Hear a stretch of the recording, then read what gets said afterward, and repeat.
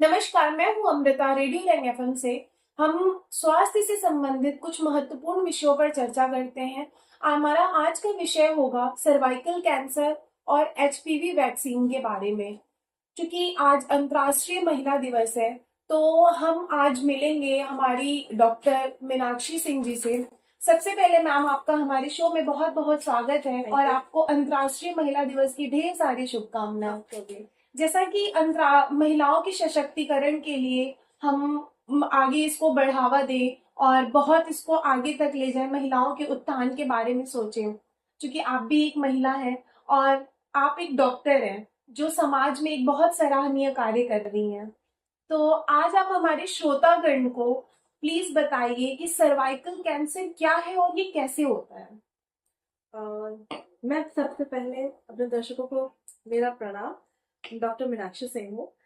मैं सबसे पहले उनको ये चीज का महत्वपूर्ण बात याद दिलाना चाहूंगी कि जो महिला अपने परिवार में अपने पति का, बच्चों का, माता पिता का ख्याल रखती है, जब खुद की बारी आती है स्वास्थ्य के संबंध में खास करके ख्याल रखने की, तो वो बहुत पीछे रह जाती है। कुछ जानकारी नहीं होती है और कुछ जानकारी होने के बावजूद लाभ नहीं उठा पाते हैं। तो इस दौरान मैं उनको सबको बताना चाहूंगी कि सर्वाइकल कैंसर, जो कि एक बहुत ही इम्पोर्टेंट कैंसर होता है महिलाओं में, जो कि एक मेजर कैंसर है फीमेल्स ऑफ इंडिया का, फर्स्ट कैंसर है, जो मोस्ट कॉमन कैंसर है फीमेल्स इन इंडिया का, उसको बचाया जा सकता है। जी। सर्वाइकल कैंसर जो कि बचदानी के मुंह का कैंसर है। कैंसर मतलब होता है जिसका ग्रोथ हो रहा है और उसको नियमित समय पे वो उसका ग्रोथ बंद नहीं हो पाता है। सर्विक्स के मुंह के ऊपर का कैंसर का मेन कॉज एचपीवी वायरस होता है। जी। एचपीवी वायरस जब सर्विक्स के जो सेल्स होते हैं उसके जीन्स में चला जाता है और उसके जेनेटिक मटेरियल को चेंज करके उसको ग्रोथ करना बताता है। उसको ये नहीं बता पाता है कि कब उसके प्रोग्राम सेल डेथ होनी चाहिए। हर सेल्स की एक स्पेसिफिक लाइफ टाइम होती है, उसको ग्रो करना होता है, अपना काम करना होता है और उसकी समय पे उसको अपना काम बंद करके उसको मृत्यु को प्राप्त होना है। जब ये जेनेटिक में चेंज हो जाता है तो ये सेल्स अपने आप को ग्रोथ करवाना शुरू करते हैं और इनको कब अपना काम खत्म करके वापस बंद हो जाना चाहिए इन्हें पता नहीं होता है। जी। एचपीवी वायरस इस जेनेटिक चेंजेस को कॉज करता है। एचपीवी वायरस 90% कॉज होता है एक सर्वाइकल कैंसर का। जी। तो genetic changes by HPV virus is a main important cause for cervical cancer, जो कि एक बहुत ही इजीली रोका जाने वाला तरीका होता है। क्योंकि आज वायरस हुआ, कल के दिन हमको कैंसर हो जाए, ऐसा नहीं होता है। एचपीवी वायरस आपको कुल मिलाकर के 60 से लेकर 10 साल का समय देता है कि हाँ हमको वायरस हो चुका है, आप हमको ट्रीट करो, वरना हम जेनेटिक चेंज कर देंगे और फिर कैंसर में कन्वर्ट होंगे। तो ये इजिली प्रिवेंटेबल, ट्रीटेबल। जी।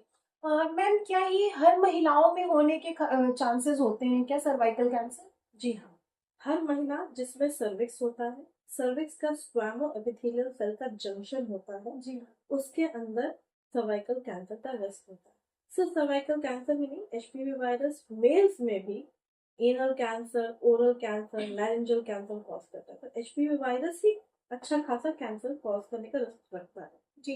सर्वाइकल कैंसर से बचने के लिए हम क्या उपाय कर सकते हैं कि हमें ये प्रॉब्लम हो ही ना? देखिए, दो तरीका हो गया। एचपीवी वायरस हम अंदर घुसने ना दे। जी। उसका तरीका हो गया, जब सेक्सुअल एक्टिविटी में घुसे तो सेफ सेक्सुअल एक्टिविटी, जिसे हम कहते हैं कि मल्टीपल सेक्सुअल पार्टनर ना हो, वरना आप किसी बैरियर मेथड का इस्तेमाल करें। जी। दूसरा, अगर वायरस आ रहा है किसी भी कारणवश जो हमें पता नहीं चल रहा है, इम्यूनिटी सिस्टम को स्ट्रांग रखें। इम्यूनिटी सिस्टम स्ट्रांग रखने का मतलब हो गया अल्कोहल, कैफीन इंटेक कम रहे, लोकल हाइजीन मेंटेन रहे। तो इस HIV इन्फेक्शन या हमारा स्टेरॉयडल इंटेक या कोई भी इम्यूनोसप्रेसेंट्स का इंटेक थोड़ा कम हो, तो इससे बॉडी में इम्यूनिटी मेंटेन रहेगी। अच्छा हेल्दी डाइट रखें, तो एक्सरसाइज करें तो डाइट मेंटेन रहेगी, इम्यूनिटी मेंटेन रहेगी और वायरस नहीं होगा। एचपीवी वैक्सीन क्या है और ये कैसे काम करती है? जैसे एचपीवी वायरस को प्रिवेंट करने के तरीके क्या हो गए?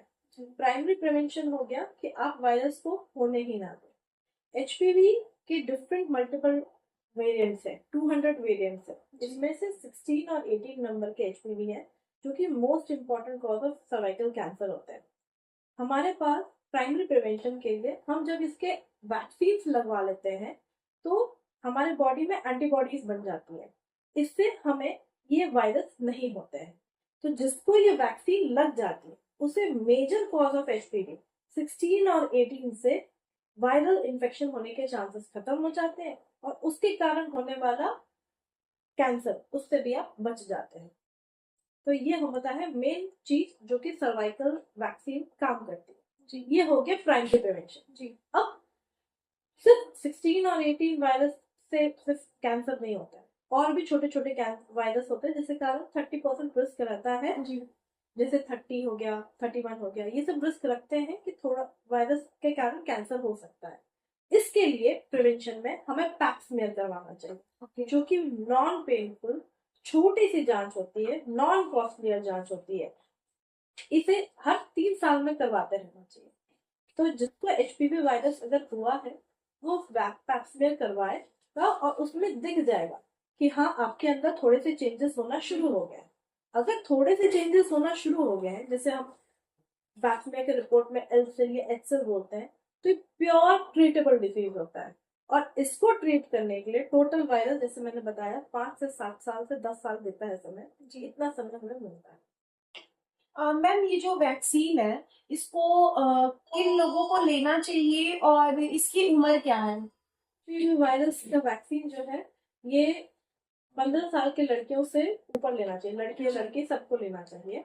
अच्छा, ये पुरुषों और महिलाओं दोनों दोनों में ही के लगना लिए चाहिए।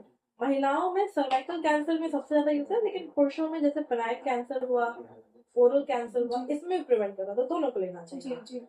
एज जो अभी तक वैक्सीन की ट्रायल हुई हो 35 ईयर्स तक है कि आप 9 साल से लेकर के 15 साल के बच्चों को 2 डोज दें, 15 साल से ऊपर वाले बच्चों को 3 डोज दें। जी। ठीक है, तो 9 साल से ये चीज बिल्कुल शुरू हो जानी चाहिए और देना ही चाहिए उनको, हर किसी को ये लेना ही बिल्कुल चाहिए। देना चाहिए। जी। क्या इसके कोई साइड इफेक्ट्स? मिनिमम कि जहाँ पे लगा है इंजेक्शन वहां थोड़ा दर्द देगा, हल्का सा बुखार आएगा, बस इसके अलावा उसके अलावा उसकी मेडिसिन वैक्सीन से कोई साइड कोई इफेक्ट side नहीं है, effect सेफ है ये।